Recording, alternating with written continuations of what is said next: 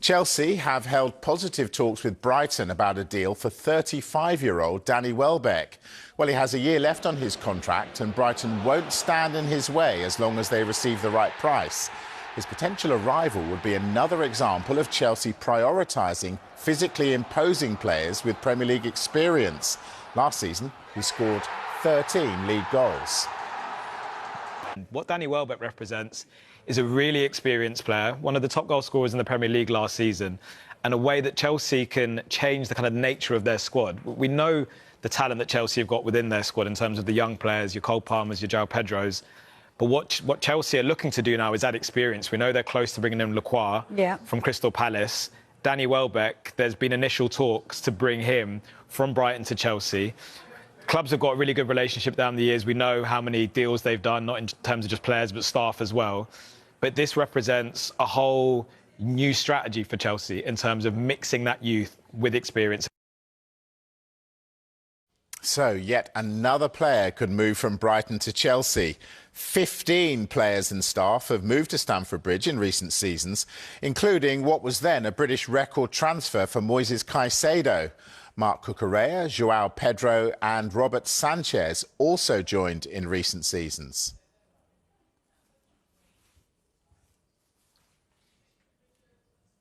Now, Chelsea are also in the market for a new centre-back. Crystal Palace's Maxence Lacroix is close to joining, but Xabi Alonso already has a bloated squad, and in particular in defence. If Lacroix does complete his move, it would mean there would be 10 central defenders at the club. Alonso was asked how Chelsea will approach the rest of the window with so many players still on their books. We need to be aware. I've said before, we need to know that probably there will be still some movements, and we need to be flexible and we need to be quick to act. But the main thing is that we have a clear idea, a clear plan that we have built, and probably it will change till the last day of the market is open. So, as mentioned, a deal worth £51 million with Palace has been agreed for Lacroix. The final details are being completed before an official announcement. Alonso didn't confirm the Frenchman's imminent arrival, but he admitted his profile is perfect for the club.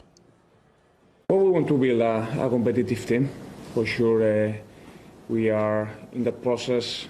We have great quality, great talent, and we need to know what it takes to compete in the Premier League, and we want to have a squad with the right balance between quality and mentality. Those things they need to match in terms of maturity stage. Now, one of the other significant deals of the summer involves Rodri Diomande, and it looks like Real Madrid are getting closer to signing him. Sky Germany is reporting that Madrid have upped their offer for the winger. The question is, if he goes to the Bernabeu, will that open the way for Arsenal to get Vinícius Jr.? Our reporter Chris Reedy has the latest. Madrid had a proposed offer of around £85 million for Diomande, rejected by RB Leipzig. Sky Germany telling us this afternoon that offer now has been upped to in between sort of around the £94 to £98 million mark. Sky Germany telling us that they believe a deal that will get this over the line will be more around the £102 million mark. It's just getting that fee agreed. I don't think Diomande joining Real Madrid is going to necessarily directly impact what Vinícius Jr. does. Okay. That is just between Vinícius Jr. and Real Madrid. There is a chance that Vinícius could leave. It's just the most likely situation is, and we've seen this happen before, interest comes out from other clubs with players who've got a year left on the deal. It's because he wants a better contract. It's because he wants to speed those negotiations up. But because it's come down, because it's a year left, there is a possibility they can leave. And importantly, Real Madrid do not want this guy to leave on a free because they can get a massive transfer fee for him. What does it mean for Arsenal, though? It means that Arsenal are really, really interested in bringing Vinícius Jr. to the Premier League if a deal can be done. Mikel Arteta and Berta, huge fans of Vinícius Jr. And because he's got that year left, it does mean that there is a possibility on the table where it could be done. At the moment, though, we think Vinícius, his preference would be to stay at Real Madrid. But if a deal can't be agreed, then Arsenal will try and get the player. However, We're talking about someone who's going to command a wage of about £450 to £500,000 a week. Now, Bukayo Saka, Declan Rice, they're Arsenal's most paid players at the moment. This would blow that out of the water. But you're talking about, like I said, a Galactico, a real global star, someone who can come in straight away and improve Arsenal, keep them at the level they are. So that's another interesting one. But it's at the moment you'd have to say he looks like he'll stay at Real Madrid because both parties do want to make that work. Well, Real Madrid hogging the headlines. Will Rodri end up there this summer? Well, possibly, because Paris Saint-Germain have ruled out any chance of them signing him. Contrary to reports last week, PSG have no intention of tweaking their central midfield. Manchester City are determined to keep the World Cup winning captain, and they want him to sign a new contract. Rodri has a year left on his deal. Last 5 minutes, John Stones has verbally agreed to join Inter on a free transfer, according to Sky in Italy. The England defender's representatives are working on finalising terms with Inter over a 2-year contract. We'll, of course, keep you right up to date with that one as it progresses. Newcastle winger Harvey Barnes has signed a new long-term contract at the club. He had 2 years left on his existing deal, but he's now committed his future to Eddie Howe's side. He scored 16 goals last season and 30 in 120 games for Newcastle. And this is what Barnes has had to say about his new deal. When I first joined Newcastle, I quickly learned what a special place it is. But after 3 years here, I know that even more. I love everything about it, the city, the stadium, the people, and I'm really happy extending my time here. I've had a taste of success in the last few years and enjoyed some really special moments with this team. We all want more of that, and I want to be a key player that helps push the club forward. Now, English football will introduce a new goalkeeper injury trial next season amid perceived gamesmanship and concerns over the pace and flow of matches. The trial, championed by ProRef, the FA, Premier League, EFL, WSL and the National League, will see an outfield player removed from the field if a goalkeeper is treated. The nominated player is required to stay off the field for a minimum of a minute after the restart of play. Now, if no one is selected, the captain has to leave the field. There are exceptions, though, including where a free kick is awarded for a foul on the keeper and they immediately require treatment, the goalkeeper and outfield player have collided and need attention, or if the goalkeeper is bleeding. Well, in November, the Leeds boss, Daniel Farke, accused Manchester City's goalkeeper, Gianluigi Donnarumma, of feigning injury to bend the rules and break up play. And you just try to bend the rules somehow just to your advantage. And you can even do a fake injury in order to do additional team talk. I think it's nothing what I personally like anyhow. In December, Gary Neville claimed that Aaron Ramsdale went to ground after an instruction from Lewis Hall, which came from the Magpies boss, Eddie Howe. I'm going to be a little bit cynical. I might be proved completely wrong. I think Eddie Howe told Lewis Hall to tell Ramsey to go down. I think there's a message going on, and I think they're changing off the back of what United do. Look at what Lewis Hall's doing. I think Eddie Howe said stop the game. In March, the Brighton boss, Fabian Hürzeler, criticised David Raya for taking a tactical time-out and time-wasting. One question. Did you see in a Premier League game a goalkeeper going down 3 times? No. So I think we shouldn't waste too much words about that tonight. There is crisis at the Italian Football Federation. Paolo Maldini has left his role as technical director after just 16 days, following the decision not to appoint Andrea Pirlo as Italy's head coach. That's according to Sky in Italy. Well, it all comes as Pirlo announced he was no longer in contention to become the new coach, following strong criticism of his commercial links with a Russian betting company. A warning, there's flash photography coming up. Well, after failing in their pursuit of both Carlo Ancelotti and Pep Guardiola, Pirlo had emerged as the favourite to take the position. The role has been vacant since the resignation of Gennaro Gattuso in April. Well, the move, though, has fallen through following a political and public backlash against the former Juventus boss and his links to a Russian bookmaker, Fonbet. Now, in an Instagram post, Pirlo said, after learning last night that I'm no longer the candidate to lead the Italian national team, I believe it's my duty to clarify a few points. In the last few days, I've witnessed with great bitterness the debate that has developed around my name and the possibility of taking over the role of head coach of the Italian national team.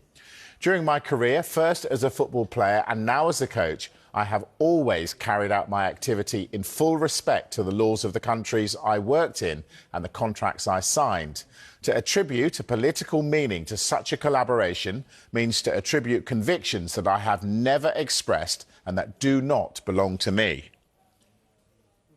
Well, the Furore has now swept up Paolo Maldini, who'd chosen Pirlo as his preferred candidate. Maldini has now left his role, according to Sky in Italy, with his advisor, former Brazil international Leonardo, also resigning from the federation, which means that the Italian Football Federation is now looking for a technical director to rebuild after missing out on qualification for 3 consecutive World Cups. The reaction here is of clearly disappointment, confusion. There is another chaos in the Italian Federation. There was hope that things were going to start looking brighter, that there was more organization, there would be more organization. The president of the Italian Federation had been decided. So everybody here in Italy was very hopeful that finally a path was set. They say it's a long-term project of between 8 and 10 years. They want a certain type of profile, which does not correspond to names like Mancini, for example, or Antonio Conte, who are very good, but they're very independent and have a very clear idea of football. They clearly want someone more like Pirlo, who they could have followed more along this path. Now, only a week on from the end of the World Cup, the FIFA president, Gianni Infantino, has lashed out at his critics, accusing them of spreading hate. And he's defended FIFA's handling of a number of controversies during the tournament.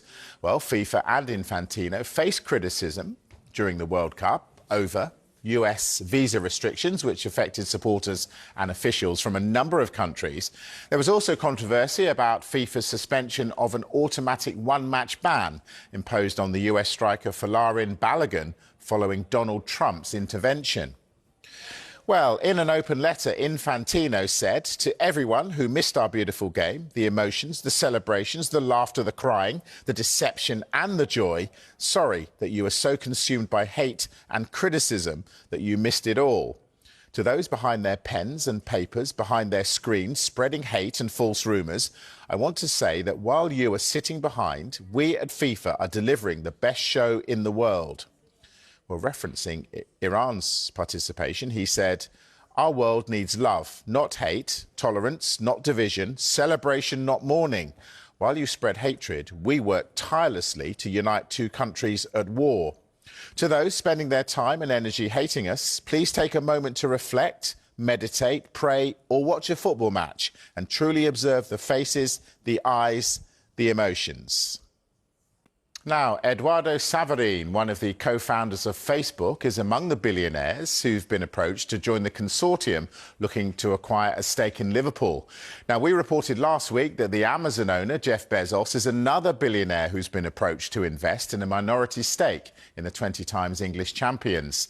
Savarino, who was the subject of the 2010 Oscar-winning film The Social Network, has an estimated net worth of over $30 billion, having founded Facebook with Mark Zuckerberg in 2004.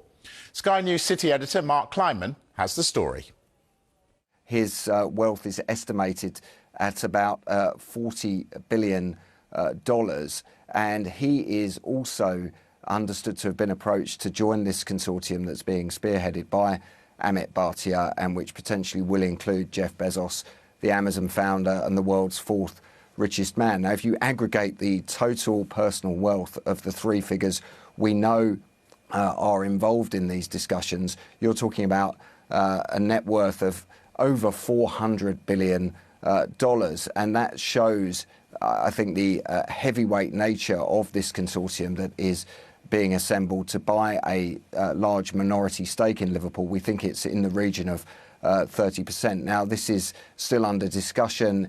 There are more names, I'm told, who are part of this syndicate of potential investors in Liverpool, and it's possible that either Jeff Bezos or Eduardo Savarino aren't eventually involved in this deal. But it does go to show just how much interest there is in acquiring stakes in English Premier League clubs at the top end of the league, but also just how significant this particular consortium is that's being formed to buy a stake in Liverpool. So I think there are grounds for Liverpool fans to be excited about the prospects of this deal. But as with any big corporate deal, it's not done until it's signed, and it is still some way away from being signed. Now, Andoni Iraola has warned Liverpool supporters there'll be highs and lows coming their way. Speaking to the Anfield Wrap podcast, the new Liverpool head coach says he's made it this far in his career by being true to himself and his footballing philosophy. But he accepts he'll need to adapt to the expectations of his new position. Rodri goes from City to Real Madrid. Vitinha goes from PSG to City. And then PSG gets both French players, Tchouaméni and Camavinga, to make up for the Vitinha-sized hole that they get. I mean, Manchester City definitely win this trade by a mile. I mean, obviously, Rodri's a great player. I don't know, bro. Madrid with Rodri? Yeah. Yeah, let's see who wins here. Like, that's all their problems. Like, Rodri is what Madrid needs more than any other player. Now, the NBA game is usually who says no. Who says no to this? If I'm PSG, I'm saying no to this. If you're PSG. Because Vitinha dictates so much of who they are and how they play. I think I really like those two players. I do think that there's a ceiling somewhere from within them that currently hasn't been found in Real Madrid, but I think that's a big job on for PSG. Obviously, they're basically building the French national team is what you're saying, but... Okay, so I'm thinking in NBA, to make this happen, it would be... You need a couple first-round picks going to PSG. No, or money. But who's sending money? It's not Madrid that's sending money to I think PSG. City is sending money to PSG in this trade, this NBA trade. Say if it wasn't Tchouaméni and Camavinga, say if it was Jude to PSG from Real Madrid, who would come out on top there? Jude goes to PSG instead of those two players. Would there be a team that pulls the short straw there? Or they all kind of... I love Rodri. Rodri's an amazing player. It's just because of the age profile. You're talking about Vitinha, who's what, 24, 25? That's a good counterpoint. No. Yeah. You're El Khalifi said, no, not Tchouaméni and Camavinga. Give me Jude. Yeah. Does Madrid say yes? I think No? No. They're not getting rid of Jude. Jude is special. And Rodri's not. No, he is. And then you don't. They have other players too that can play. You were keeping Rodri and Jude together. Yeah. Right in this team, Rodri was going to Real Madrid. No. Yeah. I'm the Pat Riley of the situation. I presented this triple trade to you, right? Right. Yeah, you put Rodri in Real Madrid. Okay. To play with Jude. But PSG says I don't want Tchouaméni and Camavinga. I want Jude, or else deal is off. Yeah, rip it up. We don't. Okay. It's the wrong segment. Rip it up. I know we do that segment. Okay. What do you think they would do? You think they'd let Jude leave? I think they'd consider it. What would who do? I think Real Madrid would consider it much more than you just did. Would let Jude leave. It's just the age difference. I think Real Madrid would need money and probably a lot of it in order to make up for. I mean, if you put Jude on the open market. What would you command for him? 170, 180 million, maybe 200? So, I mean, Rodri right now is probably linked for 80 to 90, especially Rodri with 1 year left on his deal. I think Real would have to take a lot of money on in that situation. You know, in the player swap deals, do all these players need to be worth the same? Oh. You know what? That's actually with cash. You could make it up. That's actually kind of that's what I was thinking. So I went on Transfer Market yesterday and tried to find players that have a similar value. Let's go ahead and do mine. So I did. This is just a player for player swap, just the one. I did Warren Zaire-Emery going to Real Madrid for Arda Güler.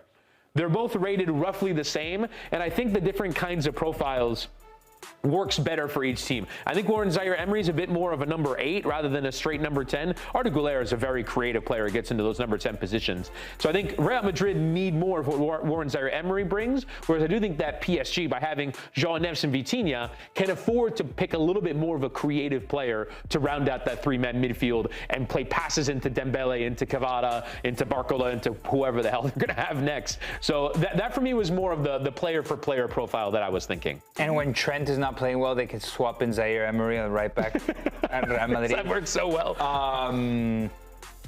I don't like this for PSG. I mean, I think Zaire-Emery can fit, but I just feel like with all the attacking talent that PSG has, and Arda Güler would get a little bit lost. I mean, I do think, though, even Warren Zaire-Emery has gotten lost at times. He played a bunch last season. You have to remember that Fabian Ruiz was out for a large portion of the season. And with him healthy, does he go straight back into that first-choice midfield? We saw what Ruiz did, going back into the Spain midfield, even in for Pedri. So, I mean, there's competition for places at all these teams. It's more about what kind of profile is maybe are you lacking a little bit? All right, then. Tony, do you want to give us your one? Yeah, Hannah, I did not go to Transfer Market to see, because it's not my money we're spending in these things. But I took my team, and I'm trying to figure out a way to get Rafa Leao off the books here, because he clearly is the highest profile and probably will demand the most money. So Milan needs money. So I I was looking at Chelsea, because obviously they pay 8 times as much as they need to pay, but that wasn't going to work. So I went to Manchester City and Maresca, and I asked him, because I'm looking for a center back at Milan, because he's got a bunch of center backs. He's got Gvardiol, he's got Kusanov, he's got Gay. I went for Ruben Dias, because I think that, and my thinking was, okay, if we can also convince John Stones, who was at City, who's a free agent now, like those two guys together in the center of the defense, with potentially Tomori or Pavlovic or Terracciano in Milan. So the move is Leao to Man City for Ruben Dias, straight up. I think if I were... There's going to be some money involved. Yeah, if I were Milan, I'd want money. I would throw in, and Leao, by the way, he's got to deal with Doku. He's got to deal with Savinho. I don't know what they feel Savinho's sort of ceiling is, but we know what Doku's ceiling is. I would throw in maybe a young center back that Milan has. If I'm City, I'm asking you for money. I'm going to give you Diaz, and you're going to give me a guy that's been problematic in the dressing room for the last 3 years? But if Woody goes to his transfer market and finds out the value of those two players, I got to think Leao's worth more money than Diaz. And I don't know what his contractual situation is. I would ask straight up. I would ask straight up, and then if I was City, I'd be like, throw in 10 million. No, throw in 20. It's Milan. 20, no, yeah, you're going. Okay, yeah.